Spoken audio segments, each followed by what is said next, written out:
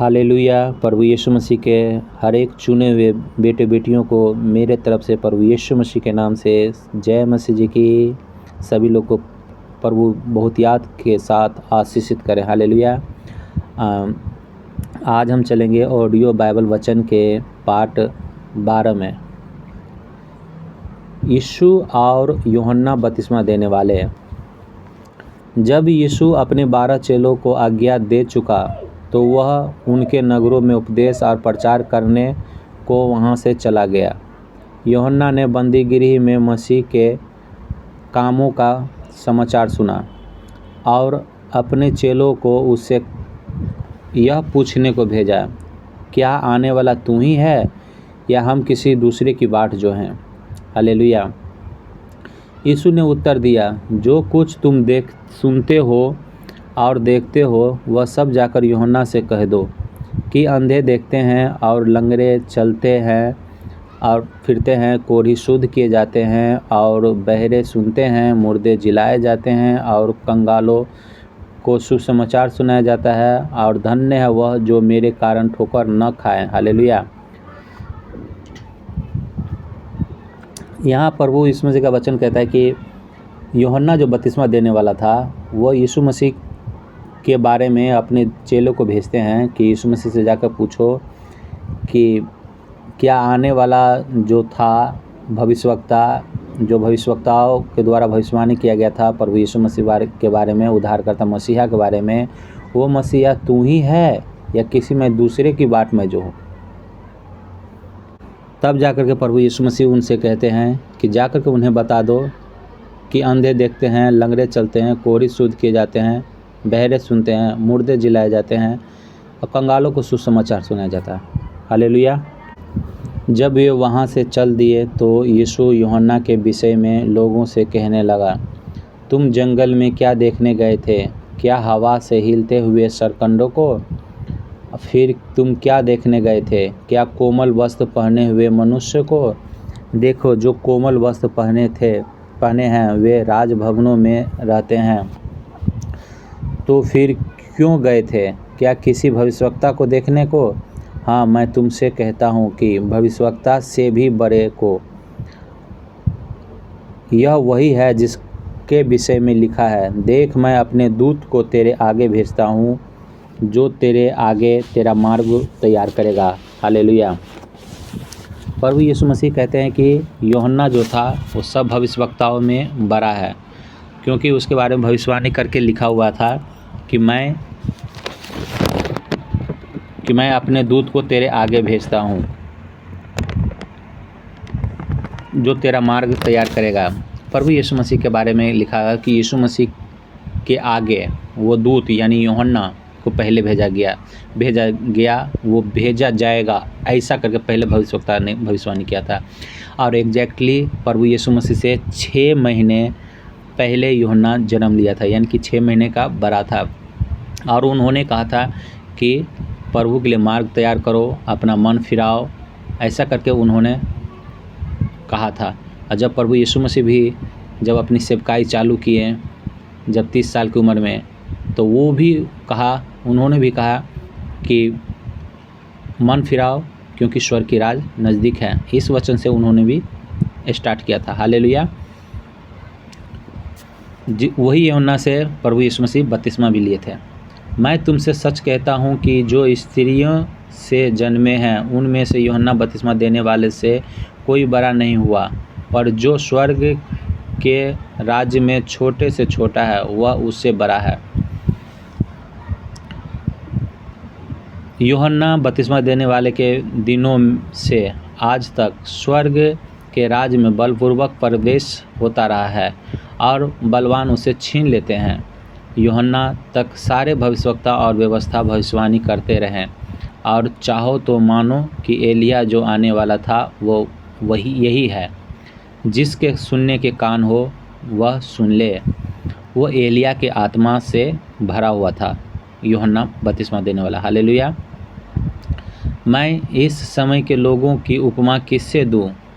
वे उन बालकों के समान हैं जो बाज़ारों में बैठे हुए एक दूसरे से पुकार कर कहते हैं, हमने तुम्हारे लिए बांसुरी बजाई और तुम न नाचे, हमने विलाप किया और तुम न छाती पीटी, क्योंकि यूहन्ना न खाता आया और न पीता, और वे कहते हैं उसमें दुष्ट आत्मा है। मनुष्य का पुत्र खाता पीता आया और वे कहते हैं देखो पेटू और पियक्कर मनुष्य, महसूल लेने वाले यानी कि चुंगी लेने वाले, ब्याज लेने वालों और पापियों का मित्र, पर ज्ञान अपने कामों से सच्चा ठहराया जाता है। कोई पापी के साथ रह रहा है कि चोर के साथ रह रहा है, वो इससे नहीं डिपेंड करता है बात कि वो कैसा मनुष्य है नहीं है, बल्कि उनके स्वभाव से डिपेंड करता है कि वो किस प्रकार के मनुष्य है नहीं है। हम जब छोटा थे तो हमारे पिताजी कहते थे कि रहो सबके साथ, लेकिन करो वही जो अच्छा है।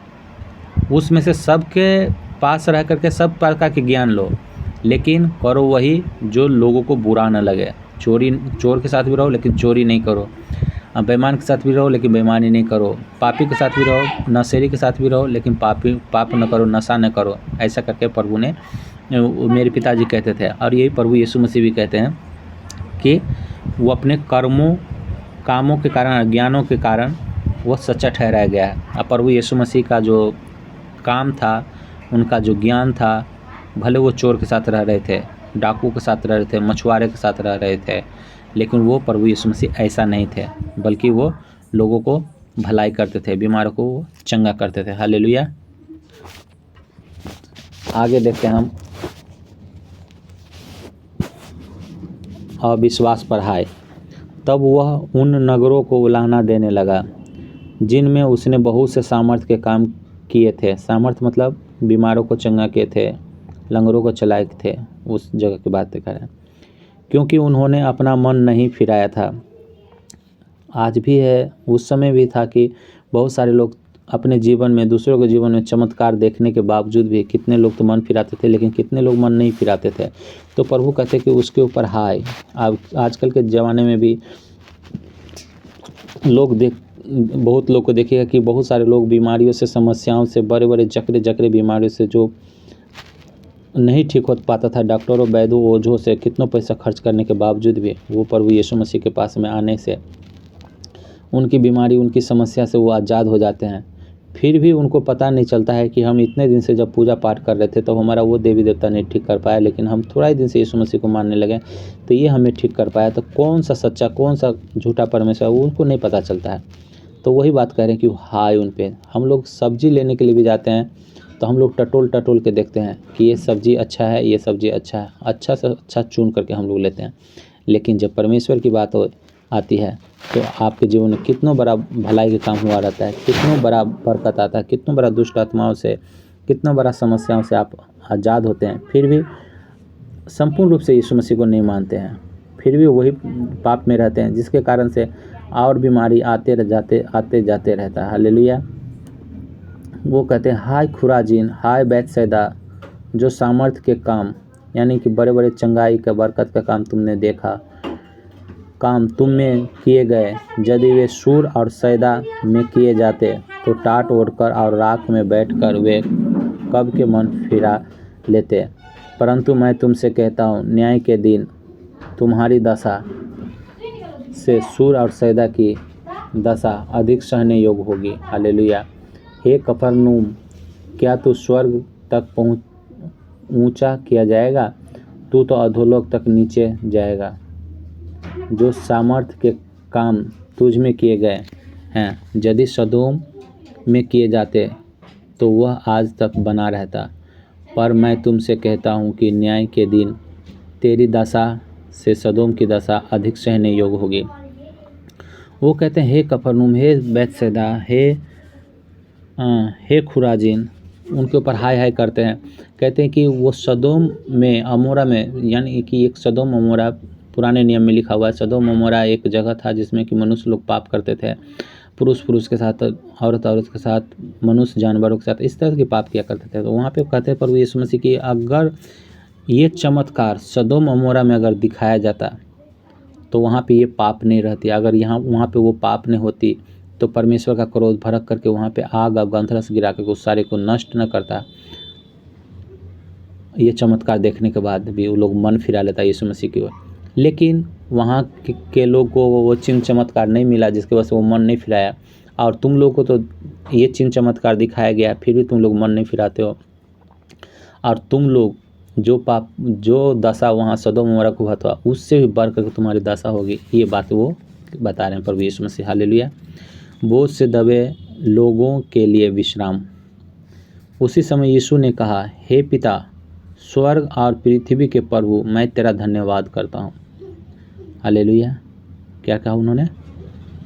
स्वर्ग और पृथ्वी के प्रभु, मैं तेरा धन्यवाद करता हूँ। यानी कि स्वर्ग में जितने भी चीज़ें हैं वो प्रभु परमेश्वर का ही है।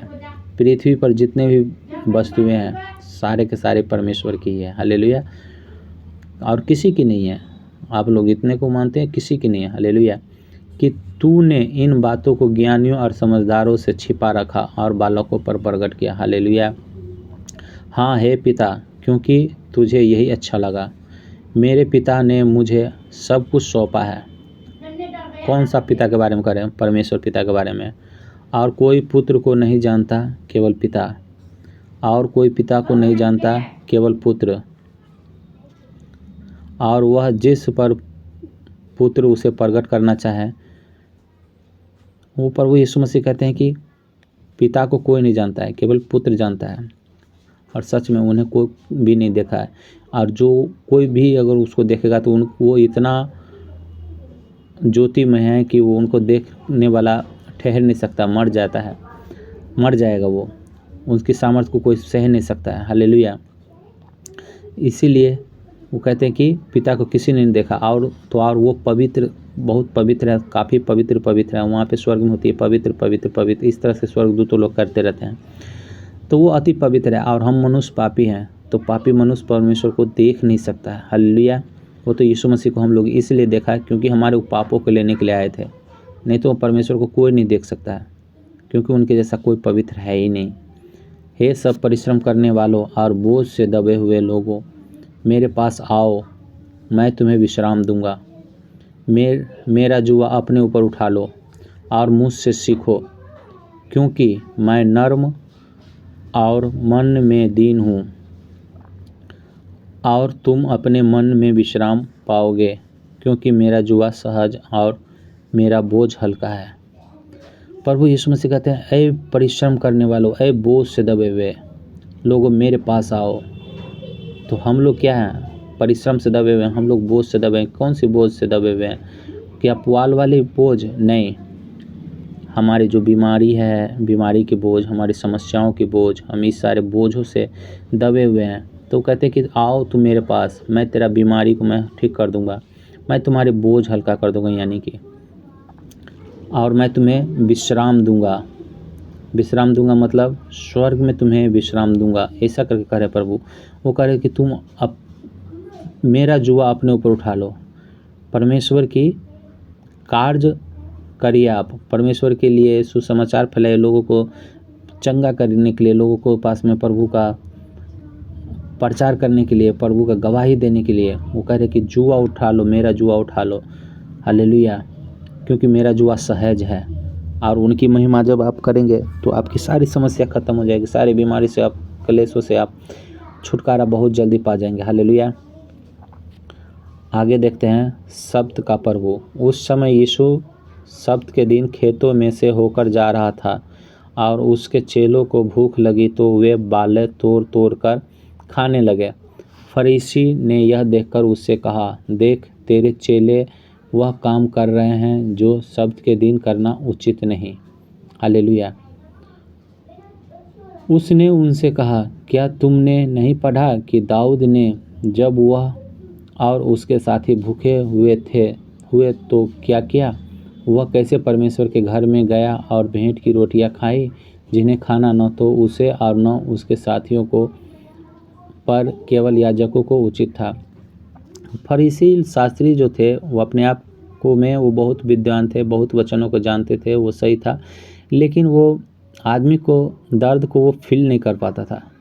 वो नियम कानून से इतना नियम कानून लोगों के ऊपर लगा दिया था कि उस नियम कानून में लोग दबा हुआ था।